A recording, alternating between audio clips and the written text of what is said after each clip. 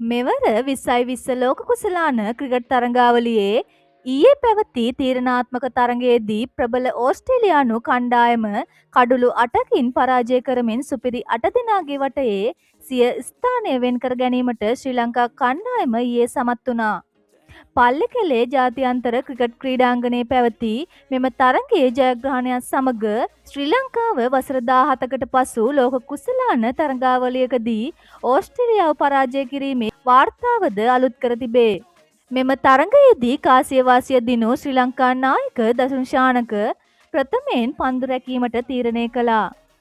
ඕස්ට්‍රේලියානු ඉනිම ප්‍රබල ලෙස ආරම්භ කළ ට්‍රැවි හෙඩ් සහ මිචෙල් මාක්ස් පන්දු 51කදී ලකුණු 104ක සම්බන්ධතාවක් ගොඩනැගුවා. කෙසේ වෙතත් දක්ෂ පන්දු යැවීමක නිරත වූ දුෂාන් හේමන්ත සහ දුෂ්මන්ත චමීර ප්‍රමුඛ පන්දු බලෑනිය ඕස්ට්‍රේලියානු ඉනිමේ අවසන් ලකුණු 77 තුළ කඩුළු 10ම දවා ගැනීමට සමත් වුණා.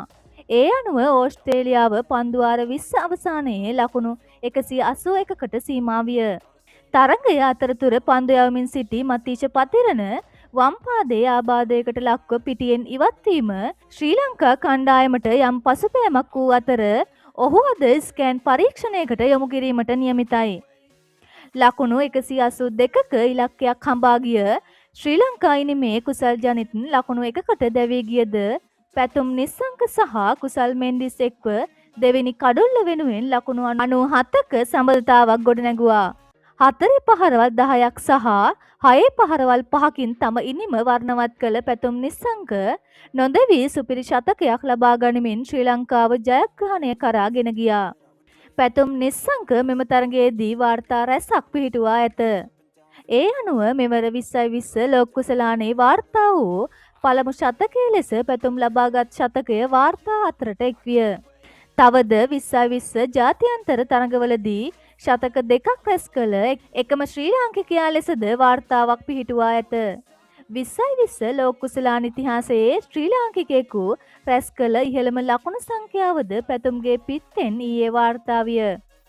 එමෙන්ම 2020 ලෝක කුසලානයකදී ශ්‍රී ලාංකිකයෙකු රැස් කළ වේගවත්ම ශතකයද මෙය වේ.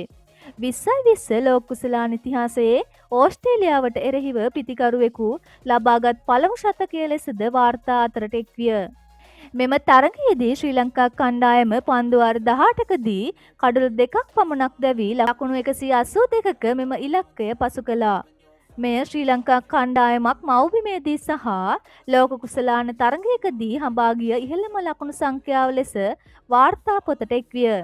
තවද මෙම තරගයේ වීරයා ලෙස පැතුම් නිස්සංක සම්මාන ලබා ගත්තා.